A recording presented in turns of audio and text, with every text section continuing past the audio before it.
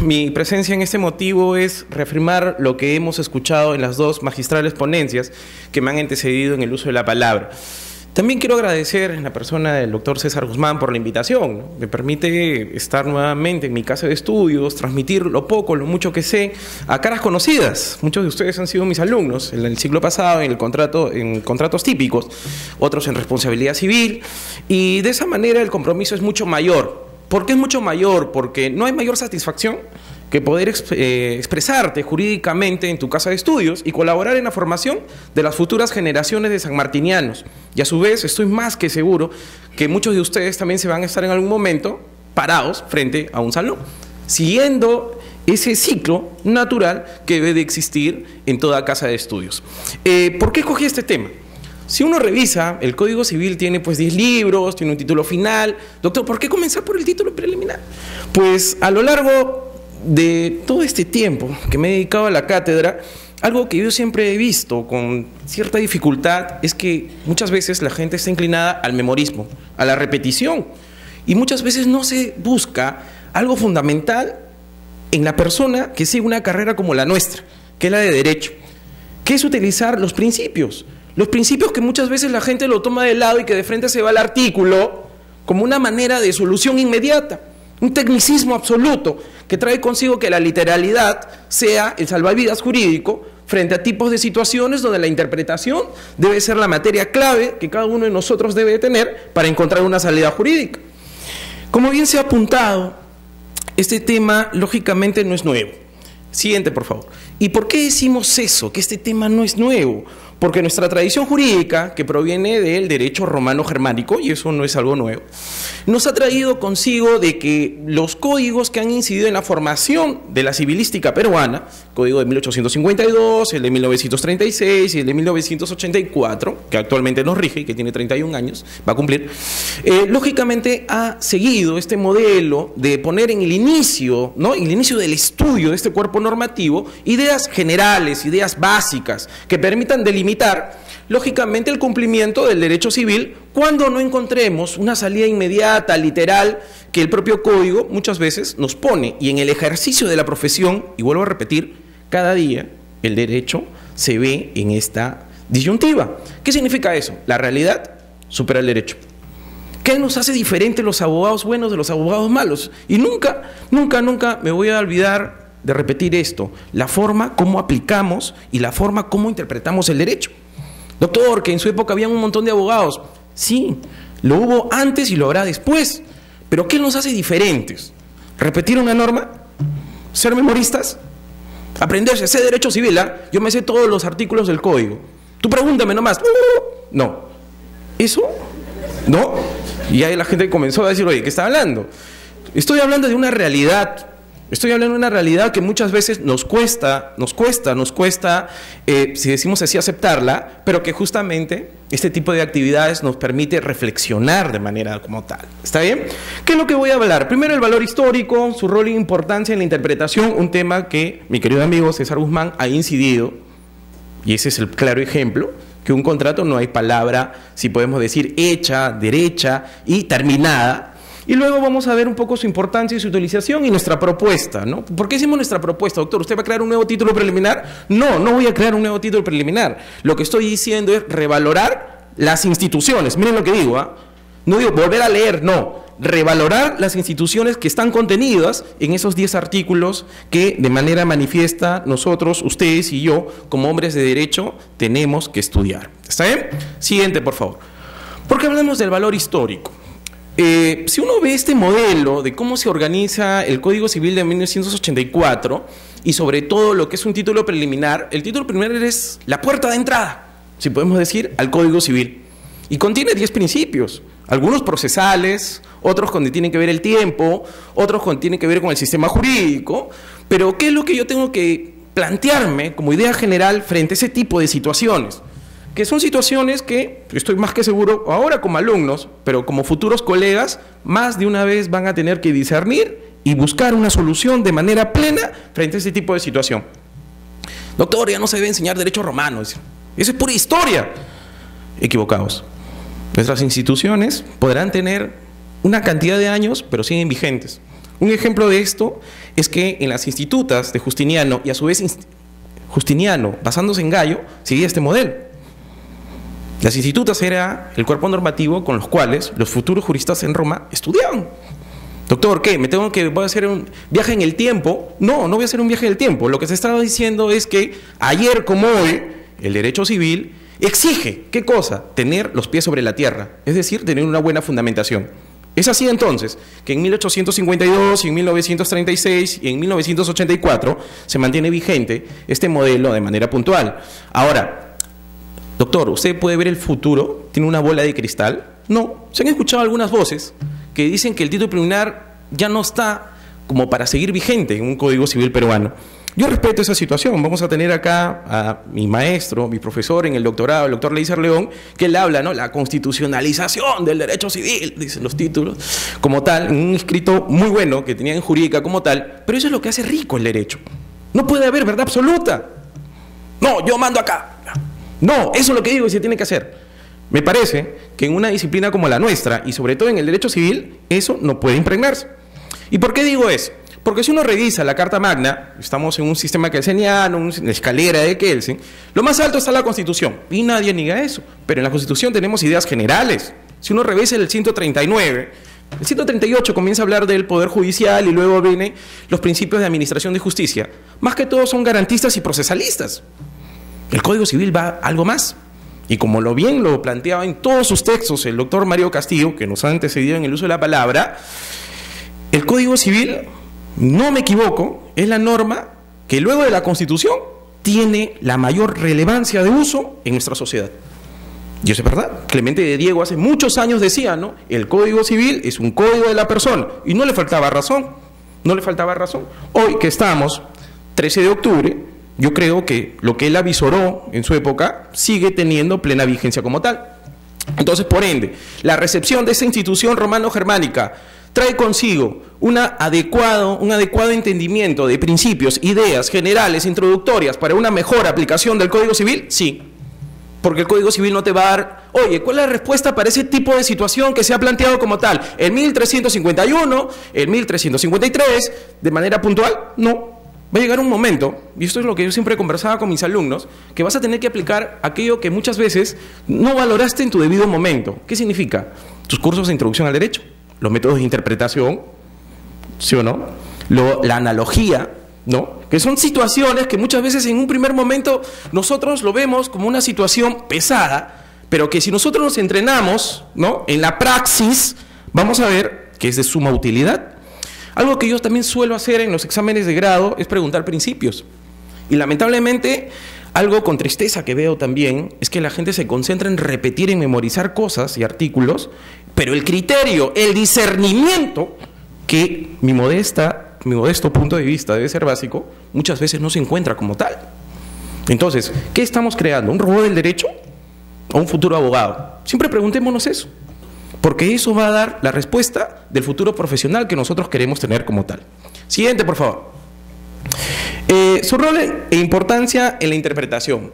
Decía, ¿no? Interpretar es desentrañar la naturaleza, el mensaje de la norma como de manera puntual. Y no está mal, ese es un concepto clásico, ¿no? Que uno siempre tiene que tener en cuenta al momento de aprenderse definiciones para poder salvar un examen. Pero la interpretación, sobre todo, es un proceso intelectual. Y quiero decir bien claro eso. Es un proceso intelectual porque el hombre, en su discernimiento, en su razonamiento, se acerca a una norma y comienza a desentrañar el mensaje que ella nos da. Entonces, por ende, su ubicación en el estudio del derecho civil, de esos principios, de esas ideas básicas, rectoras, que por medio de la interpretación voy a ver su gran utilidad como tal. ¿Es básica? Sí, primer punto. 2, la interpretación y su vinculación con los principios del derecho. En un libro muy bueno, que salió en 1985, dice el Código Civil y el Sistema Latinoamericano, ¿no? Imagínense, 1984-1985, novísimo Código Civil del Perú. En una universidad cerca de acá, se hizo un congreso en la cual se invitó a juristas de toda Sudamérica e Italia, sobre todo. ¿Por qué? Porque el doctor Carlos Fernández Cesareo, que dirigía el centro de investigaciones de esa citada universidad, tenía muy buenas relaciones e invitó a grandes maestros italianos, argentinos, brasileños, para que dieran la opinión del novísimo Código Civil peruano, que en ese entonces tenía 1 año de vigencia. Y cada uno de ellos decía, ¿no? Oye, ¿sabes qué? La interpretación, como dice Juan Espinosa, en un artículo muy bueno, el Código Civil 84 es el resumen y es el aporte de unos apóstoles de cómo ellos interpretaron el derecho.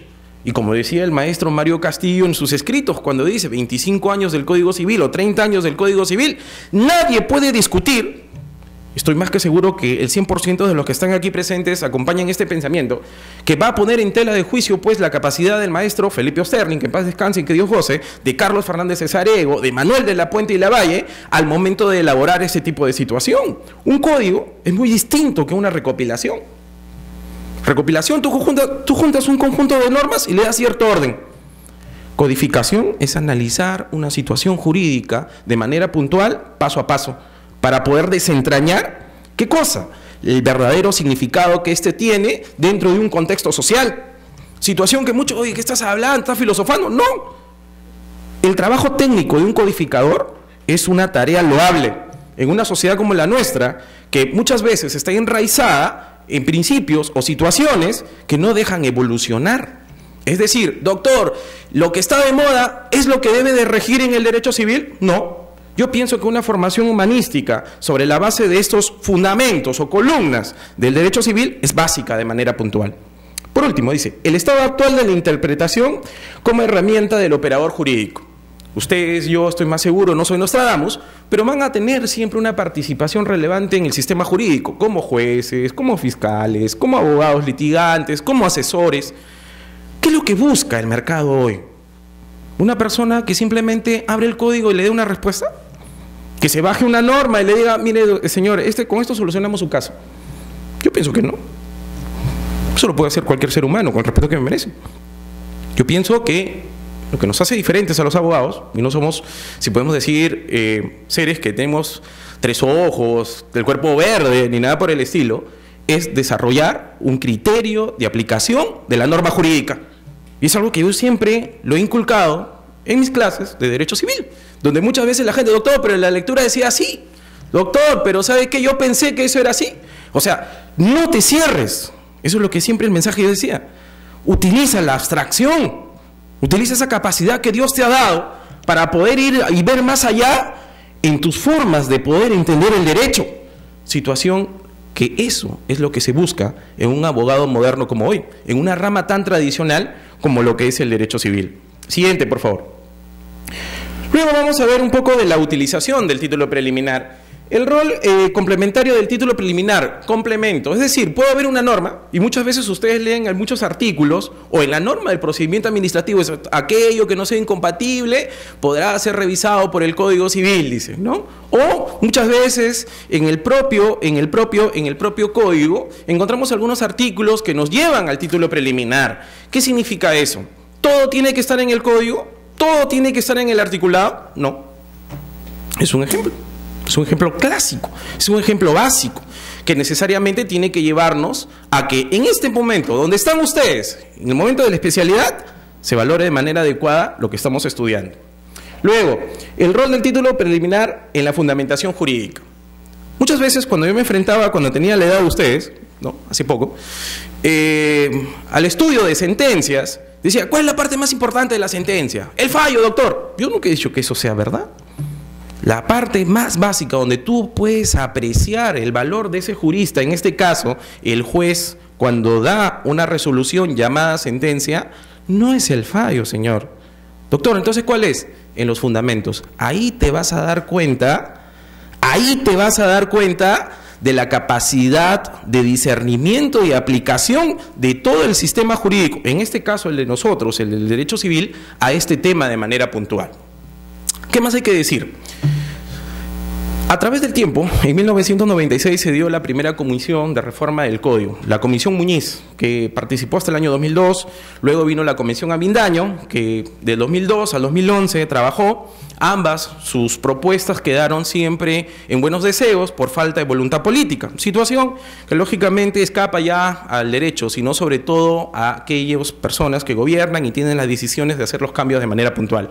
Pero en el 2011, nuevamente reactivados, la comisión con el doctor Avendaño se plantearon ciertas figuras que necesariamente tienen que verse de manera puntual como tal. ¿Y qué es lo que yo les voy a decir en esta última reflexión de manera muy directa, muy, si podemos decir, contundente, para poder terminar de manera apropiada estos temas? Lo siguiente. Sí, dice, la ley se deroga por otra ley, ¿no, doctor? Ah, ya. Entonces, si hay un decreto, ¿no puede derogar otra ley? Señor, ahí lo que debió utilizarse como término básico es una norma deroga otra norma. Norma y ley no es lo mismo. La ley es un tipo de norma. Doctor, pero en mi texto decía que norma y ley son iguales. Lo que ha tratado de decir es que la ley es la más conocida del tipo de normas que se tiene. Entonces, por ende, si yo hago una interpretación literal, es, ya, toda ley 26, 7, 8, 5, deroga la 29, 6, 7 tanto. Supongamos, ¿no? Aunque está en desorden, porque nunca fui bueno en números. Pero, ¿eso quiere decir que solo se aplica para esa situación? No. No se aplica solo para esa situación. Es decir, hay que tener en cuenta entonces la verdadera realidad en la cual nosotros estamos viendo. Otro punto básico, el abuso del derecho, que está en el artículo 2. Bien dice el maestro Max Arias Schreiber-Peset en su obra Luces y Sombras del Código Civil, cuando él hace el estudio, y siempre recomiendo ese libro porque es un libro básico, no se llegó a llamar abuso del derecho, se llamó abuso en el ejercicio del derecho. Lógico, tiene diferentes matices, ¿no? Porque dice, oye, ¿cómo el derecho que supuestamente ha nacido para la rectitud, una correcta aplicación, puede ser utilizado, entre comillas, para el mal? Más que para el mal, yo diría que las personas que tienen un mayor conocimiento, bagaje y praxis, pueden utilizarlos para sus intereses, lo cual el resto, que sí se maneja de manera puntual dentro de una sociedad, debe de poner especial énfasis en que esos hechos no se cometan.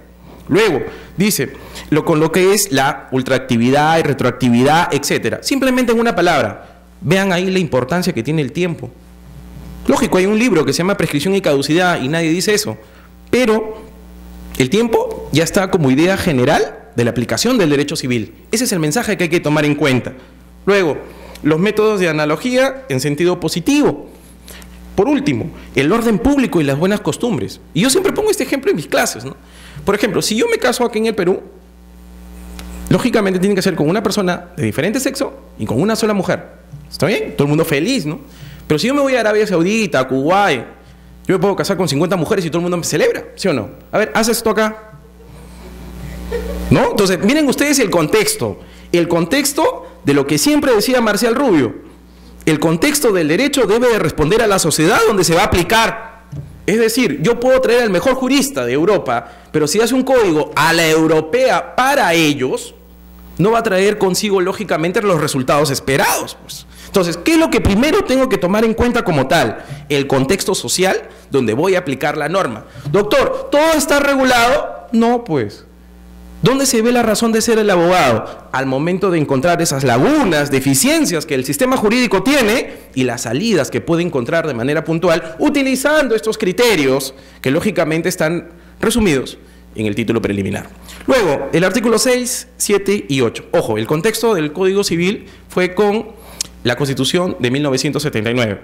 6, 7 y 8, si uno revisa el código, nos habla sobre los aspectos netamente procesales. Situación que lógicamente se repite, ¿dónde? En el Código Procesal Civil de 1993, ¿ya? Y para terminar, lo que vemos el tema del Jobbik Nubit Curia, de la aplicación de la norma, y ahí vemos ahí sobre todo un punto de vista del operador jurídico, llamado juez, cuya formación debe de darse de manera puntual, pero también institucional. Si uno revisa el artículo 10 nos habla, ¿no?, la obligación que tiene el Ministerio Público, el Poder Judicial, etcétera, de dar las deficiencias del sistema de las normas que no están siendo aplicadas de manera puntual. Es decir, hay una dualidad ahí. El juez a diario aplica el derecho. Me saco el sombrero, eso es verdad. Pero no solo el juez, pues, sino la institución que también él representa. Es decir, no hay que verlo de manera únicamente singular, sino hay que verlo desde el punto de vista, ¿qué cosa? Institucional. ¿Está bien? Siguiente, por favor. Ya para ir terminando. ¿Qué cosa se quiso incorporar en el título preliminar? El título preliminar, como todo en el mundo, como todo en el tiempo, se han propuesto algunos cambios. Por ejemplo, la incorporación de la doctrina como fuente del derecho. Situación que yo creo que no es necesario porque todos sabemos que la doctrina es fuente del derecho. Aunque vamos a escuchar por ahí, ¿no? Vamos a tener dos invitados, ¿no? Los cuales he compartido muchas veces diálogos en los cuales dice que la doctrina en el Perú y la jurisprudencia no es fuente del derecho. Ya será su momento, el momento de debatir y ver ese tema. Pero creo que repetir algo que ya sabemos no tiene razón de ser. Si todos que hemos pasado por cursos de introducción sabemos que la doctrina, ¿por qué ponerlo en el cuerpo normativo? Es una repetición. 2. El tema del abuso en el ejercicio del derecho, creo que es un tema que va más allá y que necesariamente permite dilucir en qué situación nos encontramos cuando se quiere utilizar el derecho para fines propios, particulares y conspicuos. Luego, lo que son los actos propios. Los actos propios es una figura romana que es venire contra factum. Yo no puedo desdecir lo que yo he dicho, pero eso viene, vea pues, con el punto de vista ético, puntual, propio de cada uno. Luego viene el tema del fraude a la ley, que es una situación que también de maduro cae en el diario accionar de este tipo de instituciones. ¿Por qué nosotros decimos que el título preliminar debe de estar vigente? Y con esto culmino. En esta corta vida que he tenido, tanto académica como profesional, he compartido con innumerables maestros y con abogados jóvenes, porque siempre he buscado la mixtura, la dualidad. Se puede beber de diferentes fuentes, pero siempre lo que hay que tomar en cuenta es crear siempre una posición propia. Y testigo es mi amigo César Guzmán, con el cual innumerables veces hemos viajado a los congresos de Derecho Civil, muchos de ustedes también han ido, donde no hay verdad absoluta y planteamos siempre diferentes posiciones con respecto a un mismo tema. Y eso es lo rico del derecho, si podemos decir así. Esa es la sangrecita, la pureza. ¿Por qué? Porque ahí vamos a ver las diferentes situaciones que permiten ver la clase de jurista y abogado que vamos a hacer. Entonces, por ende, decir que el título preliminar debe de salir del código, yo creo que en un país como el nuestro, donde tenemos que reafirmar los cursos de introducción al derecho y darle, como dicen ustedes, ¿no?, dar duro a lo que es el tema de una sólida formación humanística en base a principios, yo creo que todavía tiene vigencia. Más adelante no sé, yo no soy Nostradamus, pero lo que puedo decir es que hoy, octubre del 2015, el título preliminar no ha perdido vigencia y que sus ideas rectoras, transversales y básicas van a guiar como una especie de filtro, si podemos dar ese término, de dilucidar qué tipo de abogado queremos. ¿Queremos uno que únicamente tenga como universo el código y su articulado? ¿O queremos un abogado que vaya más allá, cuyo tipo de interpretación y razonamiento sea su mejor carta de presentación? Muchas gracias. Eso es todo. Con la presentación del doctor Valarazo se da por concluida el rol de exposiciones de esta noche, esperando su participación el día de mañana. Muy buenas noches a todos ustedes.